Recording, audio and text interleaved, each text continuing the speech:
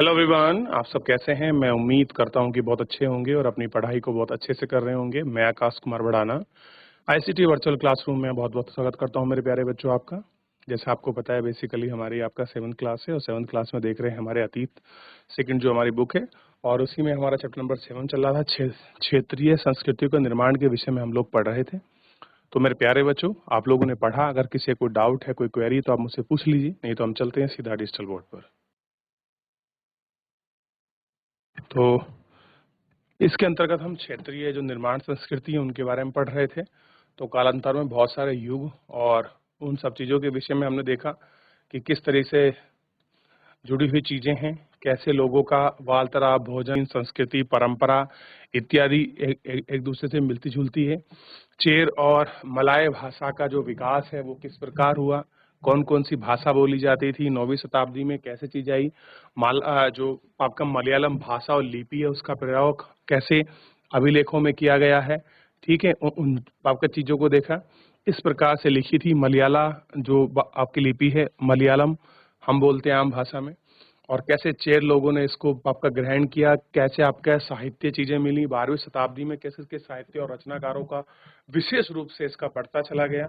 ठीक है, और कैसे कैसे में क्षेत्रीय भाषाओं के साथ सांकेतिक रूप में इसका प्रयोग हुआ। और हमने इसके साथ शासन और धर्म की जगन्नाथ संप्रदाय की यात्रा पढ़ी। और अब देखिए कितनी अच्छी बात है कि हम लोगों ने अभी अभी क्या पढ़ा है, जगन्नाथ संप्रदाय के बारे में पढ़ा है। लेकिन अभी कुछ दिन पहले भगवान जगन्नाथ की रथ यात्रा हुई है, तो उससे संबंधित पूरा हमने न्यूज में उसको चर्चा में सुना और शाब्दिक रूप से हमने पढ़ लिया कि जगन्नाथ का मतलब होता है दुनिया का मालिक, जो विष्णु का पर्यायवाची है। किसका है? विष्णु का पर्यायवाची है। ठीक है, हमने देखा। और इसमें काष्ठ की प्रतिमा है और स्थानीय जनजाति द्वारा बनाई जाती है। विष्णु को मूल रूप माना जाता है और यही है भगवान जगन्नाथ।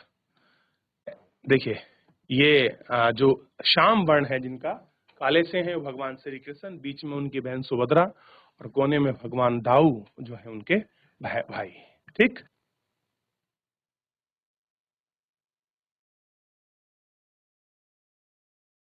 चलिए देख लिया। तो भगवान जगन्नाथ की के आपने दर्शन कर लिए, क्लियर है। और उसके बाद आपने मराठा, मुगल कला, राजपूत और आपके सूरवीर हैं उनकी स्थिति को पढ़ा। ये भगवान जगन्नाथ का मंदिर है जो आपको इस इमेज में दिखाई दे रहा है। भगवान जगन्नाथ दुनिया के मालिक भगवान श्री कृष्ण सब वैष्णव संप्रदाय से ही जुड़े हैं। सिख, ध्यान दीजिए, आगे बढ़ रहे हैं। फिर बीकानेर के राजा राज सिंह, ये हमने देख लिया। कुछ चरण और भाटों द्वारा लिखी गई रचना और नाच के शासकीय गीत परंपरा को कौदिक रूप में उसको आपका दिखाया गया है किस तरीके से। और ये भुवनेश्वर है, उड़ीसा स्टेट है, भुवनेश्वर कैपिटल है और भुवनेश्वर के पास पड़ता है पुरी, जगन्नाथपुरी। क्लियर है? ये आप देखिए। क्षेत्रीय संस्कृति सामंताओं में कथक की कहानी को पढ़ा कि आखिर में कथक का विकास कैसे हुआ, उसका प्रयोग संस्कृत भाषा से निकला, उसका मूल रूप कहाँ है, मंदिरों में कैसे संस्कृति और परंपरा पले हैं, इन सबको हमने देखा और देखने का, जानने का हमने इन सबको जो है प्रयास किया है।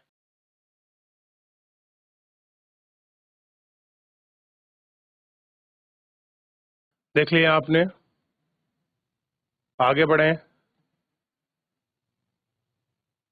क्लासिकल डांस क्या होता है आपने यहाँ देखा होगा। शास्त्रीय संगीत, नाट्य, पहले आपके दरबारों में, राजा महाराजा के दरबारों में क्या होते थे, और शास्त्रीय और नाट्य जो आपके संगीत थे वो सब हुआ करते थे। ठीक, ये आपने देख लिया।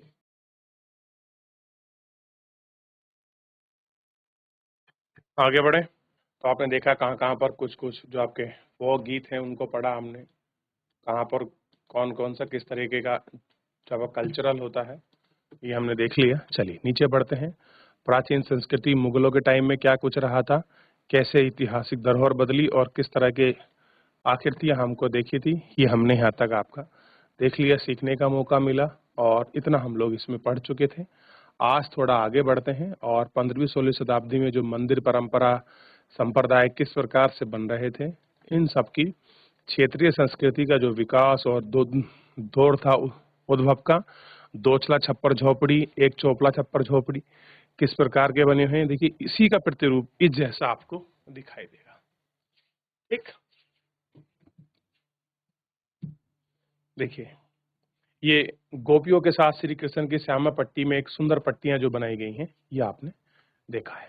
थोड़ा सा आगे बढ़ जाते हैं और पढ़ते हैं। कह रहे हैं कि इन मंदिरों की शक्ल या आकृति बंगाल की छपरादार झोपड़ी की तरह दोचला का मतलब है दो छत वाली, चौचला यानी कि 4 छतों वाली होती है।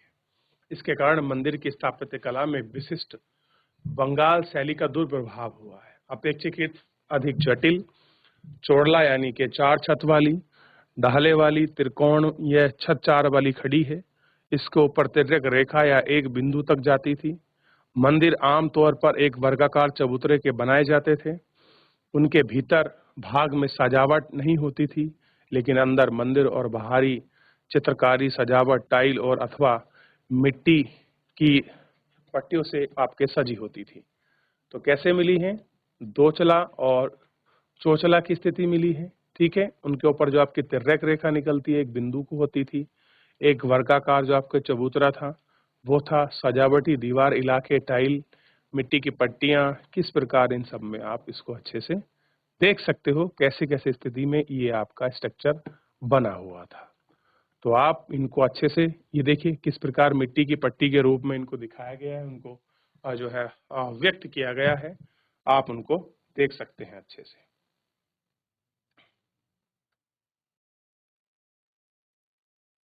चलिए आगे बढ़े। अब देखिए, अब बात करते हैं थोड़ी मछली भोजन के रूप में, कैसे मछलियों को भोजन के रूप में रखा गया, इसको थोड़ा हम लोग आपका देख लेते हैं और उस पर हम लोग बात करेंगे।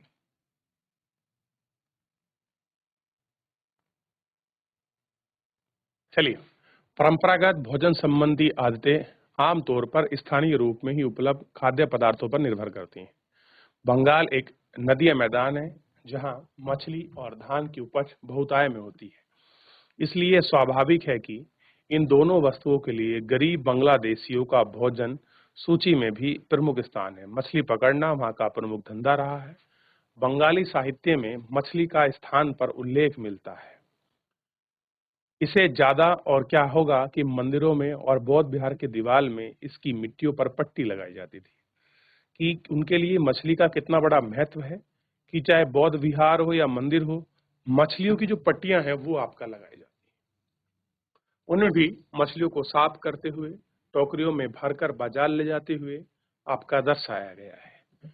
ब्राह्मणों को सामूहिक भोजन करने की अनुमति थी, लेकिन स्थानीय आहार में मछली लोकप्रिय को देखते हुए ब्राह्मण धर्म में विशेषज्ञों ने बंगाली ब्राह्मणियों के लिए इसे निषेध में ढील दे दी।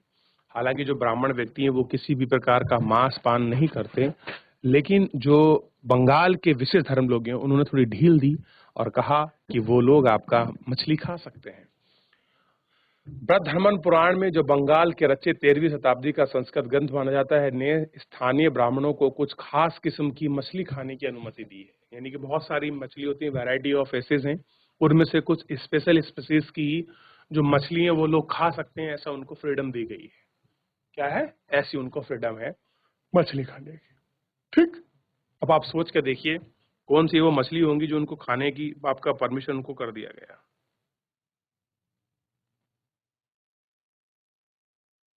क्लियर है? तो आप देखिए इस प्रकार के चित्र कुछ आपको मिले हैं देखने के लिए। ये हाथ में देख रहे हैं, ये जो आपका साइन है ये मछली का साइन है, आपको दिखाई देगा। ये देखिए मछलियाँ बनी हुई है। इस प्रकार से बहुत सारी आकृतियां, बहुत सारी चीजें जो हमें मछलियों से संबंधित आपका मिली हैं।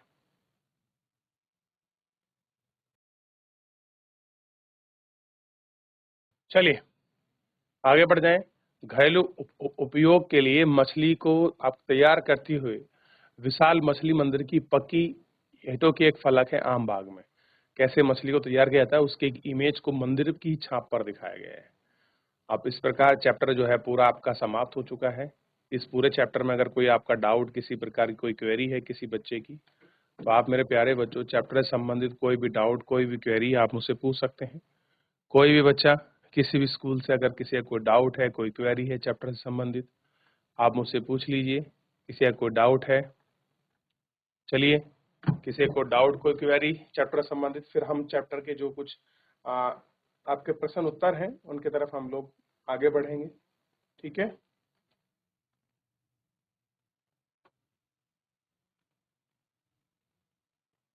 क्वेश्चन आंसर पर बढ़ जाएं।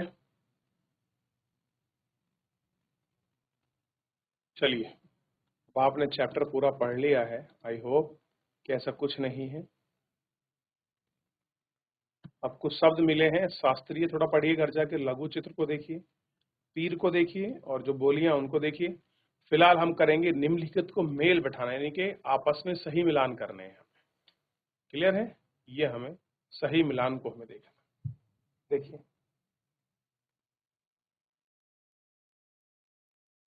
चलिए आगे बढ़े और आप मुझे बताइए अनंत वर्मन के बारे में। क्या है अनंत वर्मन की स्थिति, किससे मिलान करेंगे? तो अनंत वर्मन होने चाहिए, यहां से जाएंगे उड़ीसा, अनंत वर्मन उड़ीसा। और जगन्नाथ कहाँ है? आपके पुरी में है। महोदयपुरम, महोदयपुरम केरल में होने चाहिए। लीला तिलकम ये होने चाहिए आपका केरल में।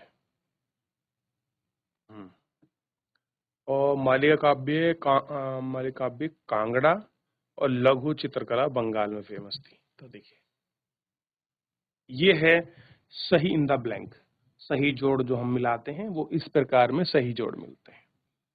क्लियर है? देखिए,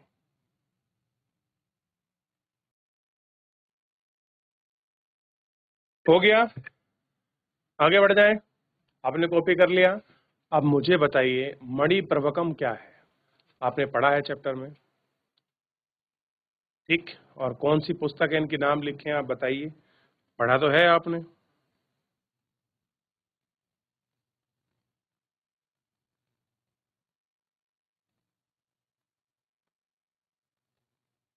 आपको पता है इसका शाब्दिक अर्थ क्या है? हमने पढ़ा था हीरा और मूंगा, जो दो भाषाओं में है, संस्कृत और आपका क्षेत्रीय भाषा के साथ प्रयोग होकर की ओर आपका संकेत देता है। क्लियर है? देखा था आपने? अभी मैं दिखा देता हूं कहाँ की बात कर रहे हैं हम लोग, आपको मिल जाएगा अभी। किस तरीके से उन्होंने बात की थी आपका। चलिए,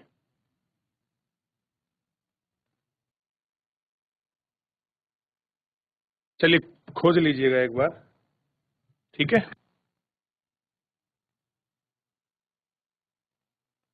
कोई नहीं, कल जो है हम इसके आपका प्रश्न उत्तर करेंगे, ठीक है, अपने नोट रूप में, ताकि पूरा चैप्टर हमारा कंप्लीट हो जाए। ठीक है, तो हम इसके क्वेश्चन आंसर कर लेंगे, फिर हम चैप्टर में नए चैप्टर की तरफ बढ़ जाएंगे, क्योंकि चैप्टर क्वेश्चन आंसर के बाद पूरा कंप्लीट हो जाएगा। तो फिलहाल आज के लिए इतना ही, धन्यवाद।